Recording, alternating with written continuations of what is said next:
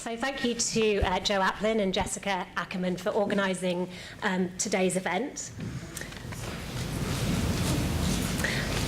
At the beginning of 1969, conceptual art impresario Seth Siegelaub curated the exhibition January 5 to 31, 1969, in a temporary space in the McClendon building on 52nd Street, New York. As Siegelaub's floor plan maps out, works by Douglas Hubler, Joseph Kossuth, and Lawrence Weiner were physically exhibited in the back room, along with hidden and invisible works by Robert Barry. Ian Wilson said he could not show anything and was duly scrubbed from Siegelaub's plan. The primary manifestation of the exhibition was its catalogue, presented in the front room with a phone, desk, filing cabinet, and secretary.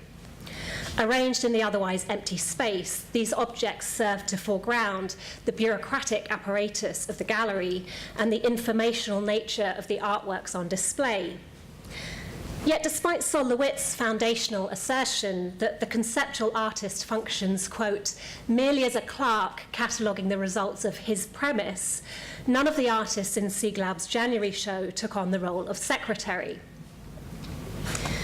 That position was filled by Adrian Piper, an undergraduate at the School of Visual Arts who served as the gallery's secretary for the duration of the exhibition.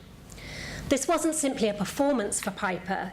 She subsequently worked as a bookkeeper for an employment agency, and like many women artists of her generation, she supported herself financially with a series of administrative jobs.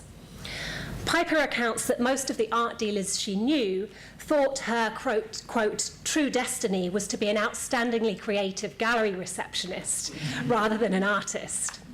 Her paid employment stood in stark contrast to that of the exclusively male artists in Siegelaub's exhibition, who had previously worked blue-collar jobs, Weiner as a docker and railroad worker, Siegelaub himself as a plumber, or, in the case of Kossuth, had been controversially pulled from the student body at SVA and appointed to the faculty.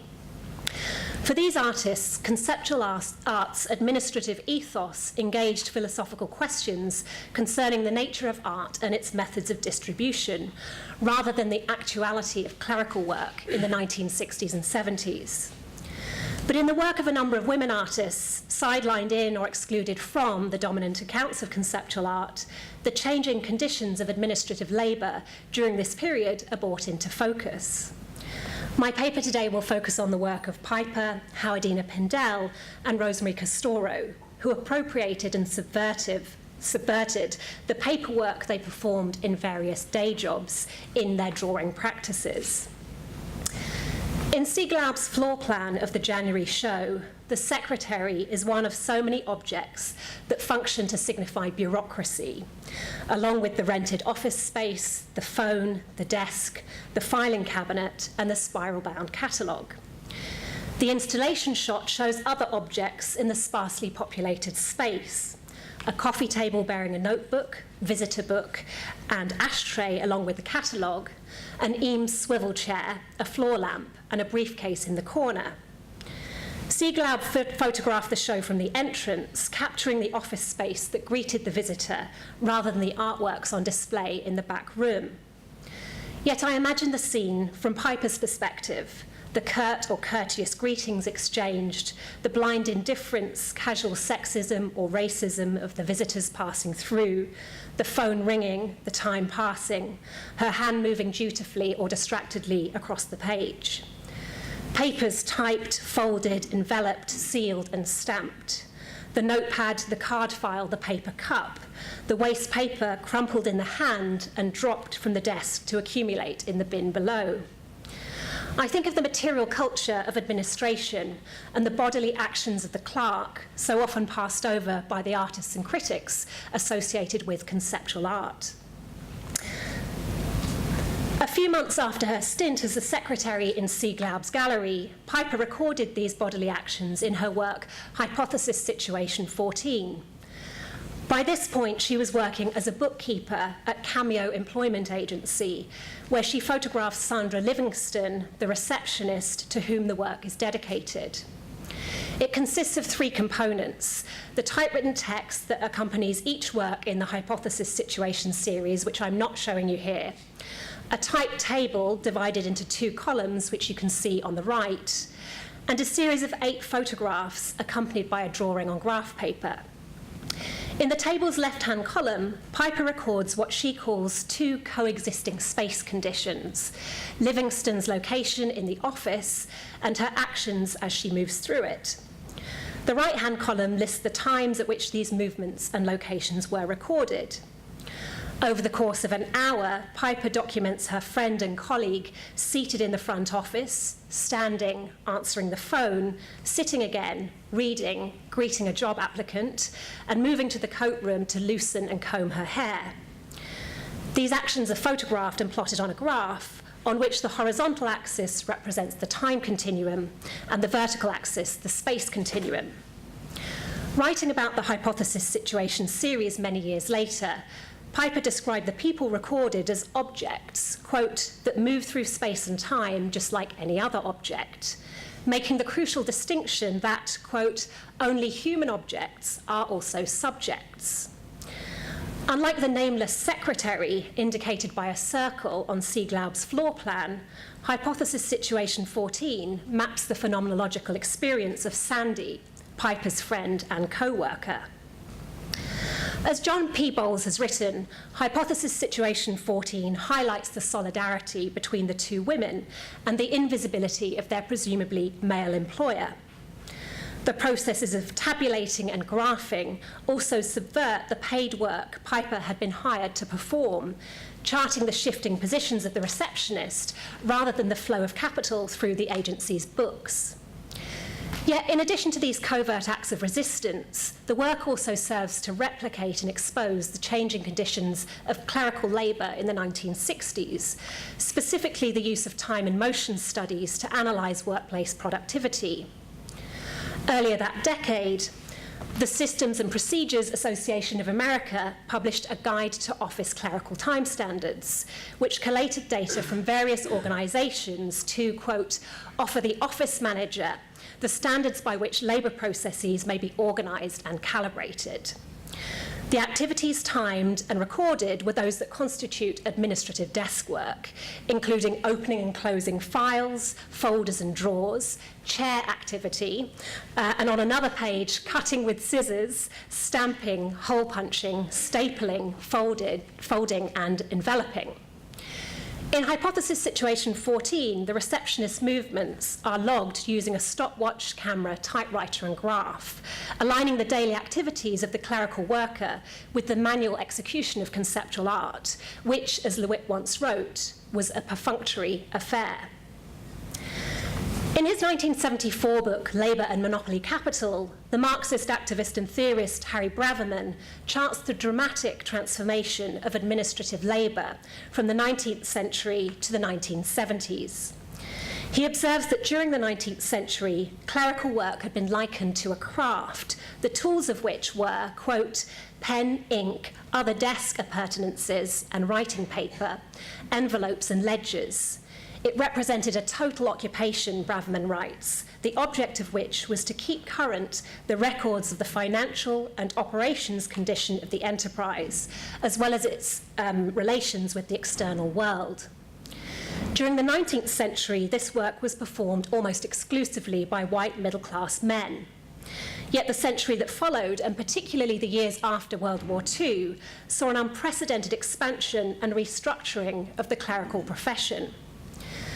The genteel office of the 19th century was transformed into what Braverman calls the factory office, and the multifarious tasks performed by the 19th century clerk were subdivided into the various departments and branches of the modern corporation.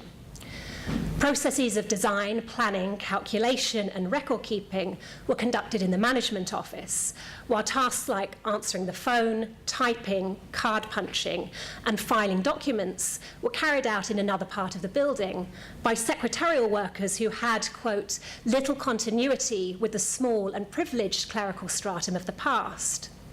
Here, Braverman writes, quote, the productive processes of society disappear into a stream of paper, moreover, which is processed in a continuous flow, like that of the cannery, the meatpacking line, the car assembly conveyor, by workers organised in much the same way. This subdivision of labour was accompanied by two major shifts in salary and workforce demographics. In 1900, Braverman notes, more than 3/4 of clerical workers in the United States were male. By 1960, 2/3 were female, a proportion that had risen to 3/4 a decade later. Although women's increased participation in the workforce could be viewed as cause for celebration, the situation is less auspicious when considering the plummeting pay scales of clerical workers. By 1971, the Bureau of Labour Statistics reported that the median wage for clerical work was, quote, lower than that in every type of so-called blue-collar work, prompting Braverman to describe the modern clerical worker as a new stratum who confounded earlier distinctions between blue and white-collar professions. Although the term pink collar was not yet in use, it was popularised by Louise Cap Howe 3 years later to describe low-paid, dead-end jobs that were dominated by women.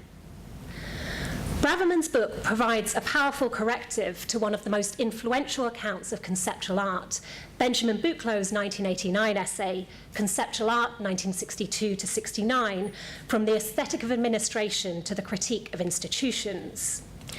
Buchlow identifies the aesthetic of administration with a, quote, newly established post-war middle class that came into its own in the 1960s, which concerned itself with, quote, merely administering labour and production rather than producing. He uses the term administration in the Adornian sense to refer to the increasingly rationalised and systematised nature of life in late capitalist society. Yet if, following Braverman, we consider the actual conditions of clerical work in the post-war period, it becomes clear that administrative work was no longer the province of the middle class, and that in fact it was rapidly unravelling previously held distinctions between blue-collar and white-collar labour. Moreover, the role of gender, completely absent from Bucklow's all-male history of conceptual art, overrode social class to become the determining characteristic of the clerical worker in the 1960s. Although race is not considered in Braverman's account, subsequent scholars have demonstrated that the percentage of African American women in clerical work rose from 8 to 21% between 1960 and 1970, increasing to 63% by the year 2000. In her video, Free, White and 21 of 1980, Howardena Pindell recalls her experiences as a woman of colour navigating the bureaucratic spaces photographed by Piper in the late 1960s. Pindell explained that after completing her MFA at Yale, she applied to approximately 500 schools for teaching positions and received around 500 rejection letters, unlike the male students in her cohort who secured teaching jobs, some without even completing their graduate studies. She travelled to New York, where someone suggested she apply for a job as a picture researcher at Time Life. Waiting in the personnel office, Pindell saw several women come in to inquire about secretarial positions. The white women were told to fill out an application form, while the women of colour were told there were no positions available. When Pindell was eventually interviewed, she was told she would not be considered unless she returned with a slide projector. In this segment of Free, White and 21, racism and sexism are manifested bureaucratically in resumes mailed, letters received, hours waited, forms completed, and equipment requested. Pindell eventually found a job as an exhibition assistant at the Museum of Modern Art, subsequently remarking that, quote, the museum world attracted women, but they were very low-paying jobs. She worked at MoMA for 12 years, first in various assistant positions and later as associate curator of the Department of Prints and Illustrated Books. At night, she began a series of paintings in which spray paint was applied through templates of manila folders, discarded cardstock, or watercolour paper, which she perforated using a hole punch. Pindell would staple or tape several manila folders together to create stencils up to 6 feet long. She retained piles of paper circles or chads and began numbering them when a studio visitor asked how many there were. In 1973, she began gluing these numbered circles to paper supports, methodically following the predetermined grid of the underlying graph paper, as you can see here on the left, or scattering them across the surface of the page so that they accumulate in drifts. Some, like Untitled Number 7 on the right, accrued other materials associated with women's work and beautification, including thread and talcum powder, which are both present on the right here, and later on, sequins, glitter, and perfume. Using the papery detritus gathered by the hole punch, Pindell constructed what curator Naomi Beckwith has described as, quote, a body of work wholly dependent upon repeatable, precise physical processes and manual labour, on small muscle movements rather than large choreography-scaled expansions into space. Along with the manila chads and the hole punch as her tool, these meticulous inscriptions conjure the somatic experience of the clerical worker. The contrast between choreographic gestures and the repetitive actions of administrative work was contemporaneously explored in the work of Rosemarie Castoro. As a student at the Pratt Institute in the early 1960s, Castoro had been president of the dance workshop, choreographing and performing her own dances and appearing in Yvonne Rayner's Carriage Discreetness of 1966. She supported herself financially by working for an insurance company, laying out documents by hand in an era before Photoshop. In her studio, she constructed larger versions of the triangles and T-squares she used in her day job, and began to treat her primed canvas as what she called a drafting table, to be ruled with pencil lines. Castoro described her life at this time as being pulled between divergent roles, her work as an artist, her paste-up work, participating in others' work, political activism, and her relationship with Carl Andre, who she married in 1963. In January 1969, Andre began using the couple's loft for meetings of the Art Workers Coalition, from which Castoro was initially excluded. By April, the coalition's meetings had become more inclusive, and Castoro prepared a statement for its open public hearing, in which she proposed a system of stipends for artists to, quote, free those energies that are otherwise diverted. The same month, Castoro completed a drawing entitled In Celebration of Part-Time Work, which relates to an eponymous painting. The drawing is part of Castoro's inventory series, where she mapped the relationships between objects in her studio and elsewhere, translating them into pairs of numbers, which are used to plot points on parallel axes. In this drawing, the lines drawn on the left pair of axes are extended across 3 more pairs, which correspond to the edge of 4 panels in the subsequent painting. In addition to recording these spatial relationships, Castoro also refers to intervals of time, listing the dates October 28, 1968, April 1969, and on a smaller sheet of paper attached to the lower left, November 11th, 1968. Perhaps these dates record the moments when Castoro returned to work on the drawing over a protracted and distracted period spanning 6 months in total. In light of her statement for the AWC, the title is tinged with irony, preempting the Guerrilla Girls quip 20 years later that one of the advantages of being a woman artist is having an escape from the art world in your 4 freelance jobs.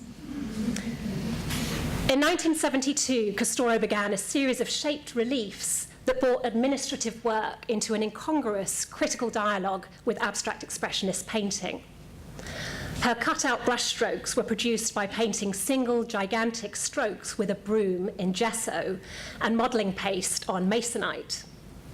The support was then cut around the brushstroke to create a free-floating form that activated the underlying wall as its ground. After covering these forms in white acrylic, Castoro worked them with graphite sticks so that despite their obvious references to painting, their tonal range was that of a graphite drawing.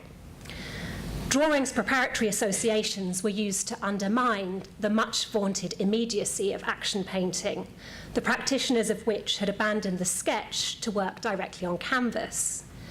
Critic Peter Schendel suggested that Castoro's cut-out brushstrokes be read as, quote, ironic depictions of gestural energy, placing the word gestural in inverted commas to emphasize her citational and parodic referencing of this well-worn painterly mode. In fact, Castoro's brushstrokes were not impromptu gestures, but instead predetermined symbols drawn from Pitman shorthand, a notational system learned by secretarial workers. She used these symbols to make coded reference to her contemporaries, including Guinness Martin, which refers to Agnes Martin, and Curl And, which refers to Andre. In her brief history of stenography, Leah Price notes that while Pitman shorthand was initially learned by men and was even described as a bond of brotherhood in the mid-19th century, a few decades later it was deemed, quote, degrading for a strong, healthy man to be occupied all day long in using the pen upon what was little more than copying words.